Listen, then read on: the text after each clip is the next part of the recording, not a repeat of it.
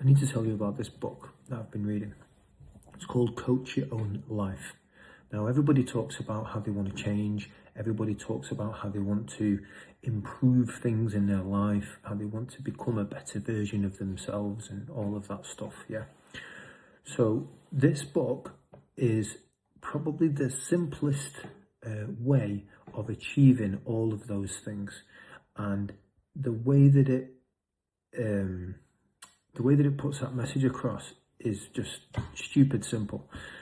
So basically, you mark everything out of 10.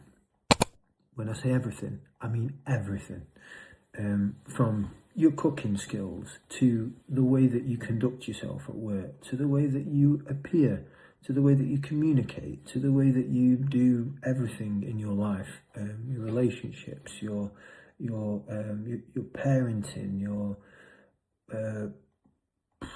I don't know, anything you can think of, all the things that you think that are important to you. So if you rate them all 1 to 10, and then you started to score them, and you have a little bit of a one-to-one session with yourself, an honest conversation where you think, okay, on this particular thing, where am I? Am I a 1 or am I a 10? So if you're a 3 or a 1 or a lower number, and you scored yourself at that, then understand why you're at that level and think, okay, so where do I want to be in order for me to be happy with that particular thing? And then if you say to yourself, right, okay, I want to be an 8 or a 9 or a 10 or whatever, and you're at 3, you've got to figure out how you get from where you're at now to where you want to be. Now, it sounds simple, and it kind of is. The biggest thing is just to become conscious of that particular thing that you're trying to achieve. And what I've found was, this is something that I've been practicing over the years. I've tried to apply this in every version of my life. I'm not perfect by any stretch of the imagination. I'm not. Nobody is. But I've aimed for perfection in most of the things that I'm putting my hands to. Even as something as simple as tidying a pantry in the kitchen, aiming to do it the very best that it can be done, or to like a very high standard. And then you can step back and think, actually, you know what, that's good. And then the way you do one thing is the way you do everything. So trying to apply that to lots of other areas in your life where you can start to improve things.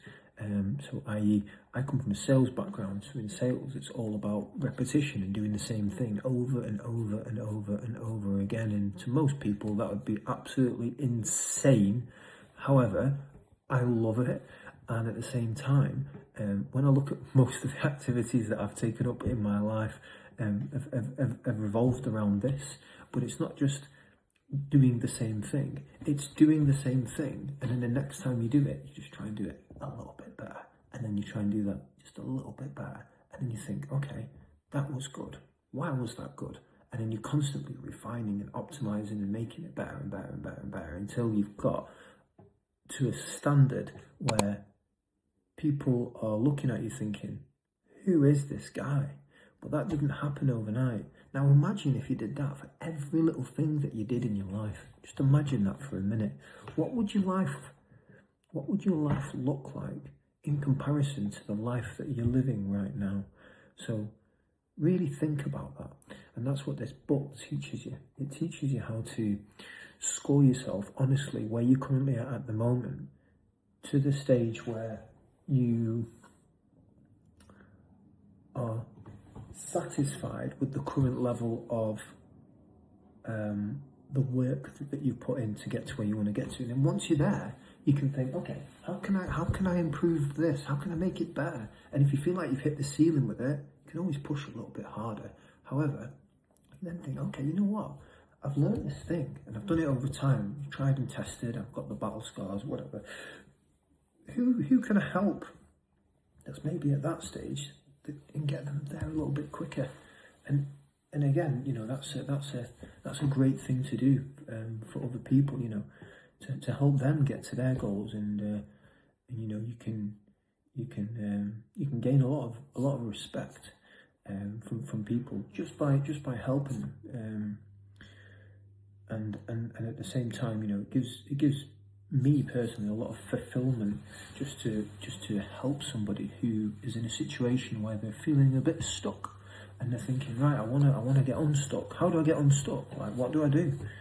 I'm here, I'm frustrated, and I'm, you know, but I want to be here. And you see that they're really hungry for it, you know, but they just haven't got the compass, they haven't got the skills to get there. So I just wanted to make a quick video about that, and sort of talk about how falling in love with the process of being awful at something in the beginning, awful. Rob Moore talks about how every master was once a disaster. And when I look at all the things that I did and tried to pick up when I was a kid, or even now as an adult, and I'm thinking, yeah, I'm gonna try this.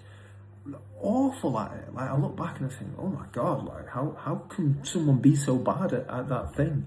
But then over time, again, you know, you trust the process, you get a little bit better, 1% better each time, you get better and better until you get to a level where you're like, oh, actually, you know what, I'm pretty good at this.